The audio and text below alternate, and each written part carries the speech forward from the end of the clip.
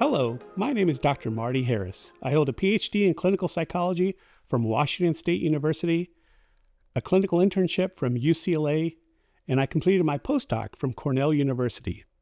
I'm a clinical fellow of the American Psychological Association Minority Fellowship Program and a certified health and wellness coach. For the past 25 years, I've served as a tenured professor, college administrator, and adjunct faculty at Vanguard University, Bethany University, Azusa Pacific University, UCLA, Pepperdine, and UCI College of Medicine. I currently serve on the National Mental Health Committee of the Assemblies of God and as an accreditation commissioner for the Association for Biblical Higher Education. For the past 11 years, I've served as president of Latin American Bible College, LABI, in La Puente, California. LABI is the oldest Hispanic Bible college in the United States, by the way.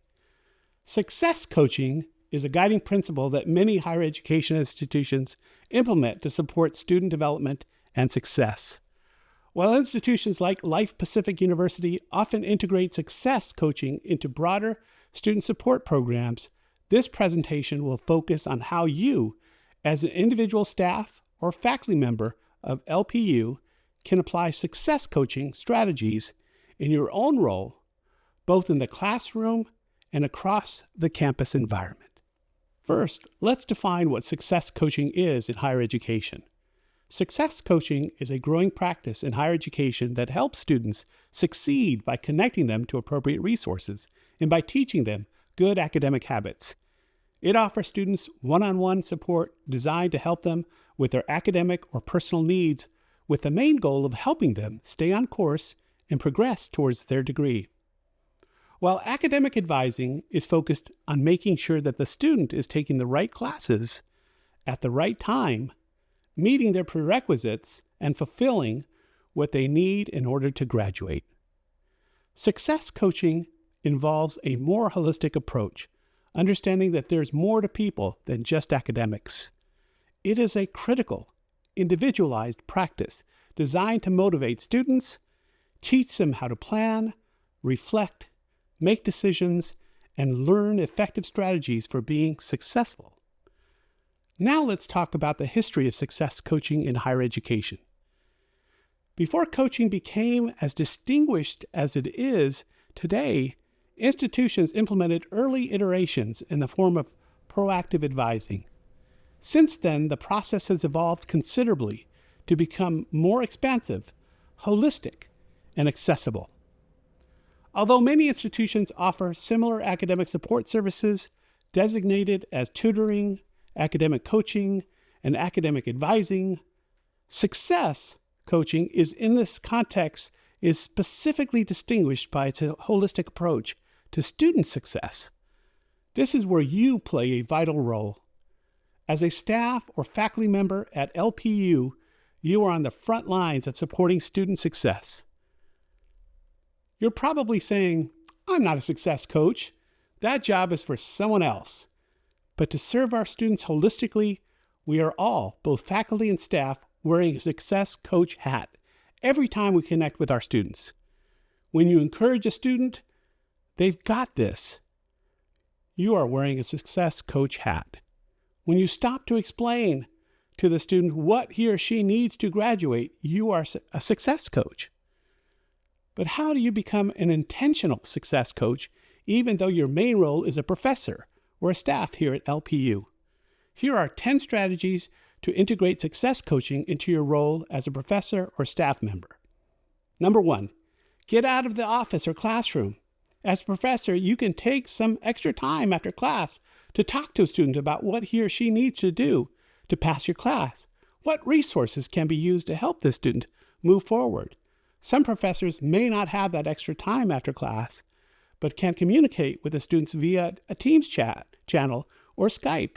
As a staff member, take some time to say hi to the students on campus, in the cafeteria, or other common hangout places on campus. If you're an online professor, a short email to check in on the students will go a long way to help them stay motivated. Number 2, inspire students to be the best versions of themselves. The best way to inspire students is to lead by example.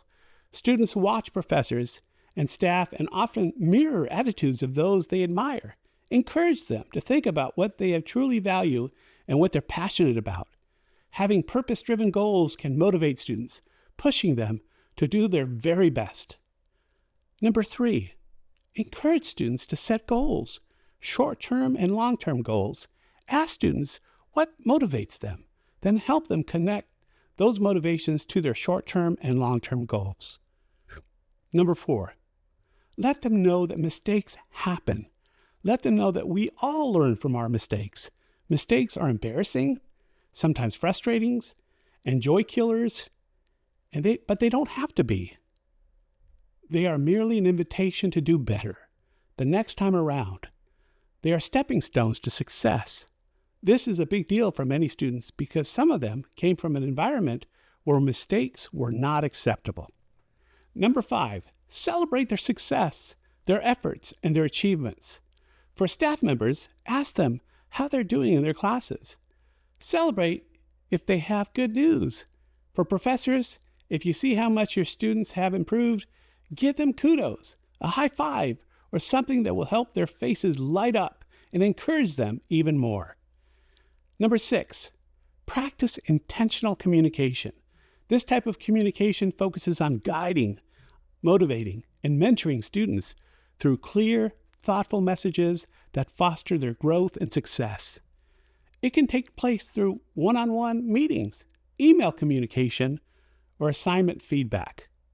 Intentional messages are designed to encourage, instruct, support, and inspire. Number 7, broadcast LPU's Writing and Tutoring Center in your classes or when you meet with the students. Refer students to the Academic Support Center, ASK, or request that ASK contact certain students who could use some extra help with their assignments. Number 8, do not overemphasize academics. Sometimes a casual conversation about various topics like sports, movies, and news can help students feel at ease before they ask for help. Those casual, everyday conversations could boost their confidence to open up to you more about their personal and academic struggles. They need to know that it is safe to ask for help from you, but you need to help them get to that comfort level first. Number 9, share with your students your time management and stress management skills. Share with them how you managed to rise above your circumstances. Share with them what you struggled with when you were a student.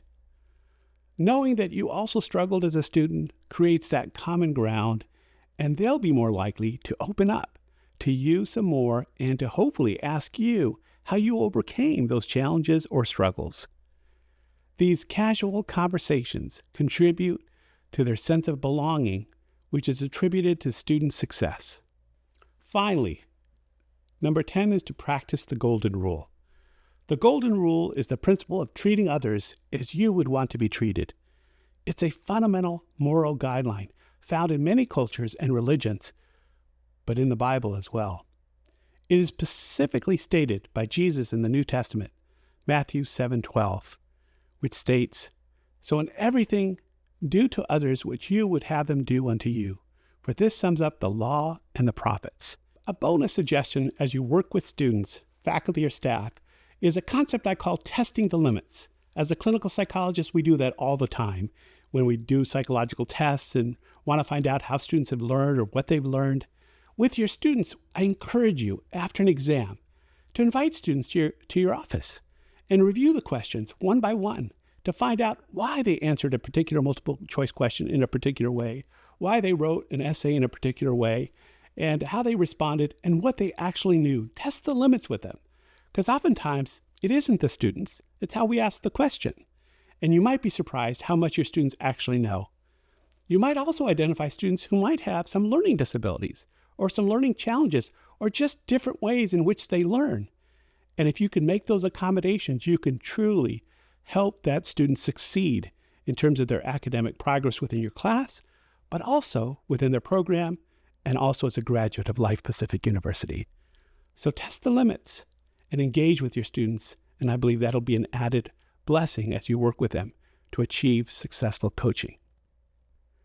In closing, success coaching is not just for the official success coaches. It's for everyone. If you work at LPU, you are officially a success coach, whether you realize it or not. You are pivotal in making connections, fostering growth, and guiding students towards their goals. Success coaching can make a lasting impact on their academic, personal, and professional development. I want to thank you again for joining me on these tips for success coaching. I wish you all the best as you reach out and work with all of your students. God bless you and have a wonderful day.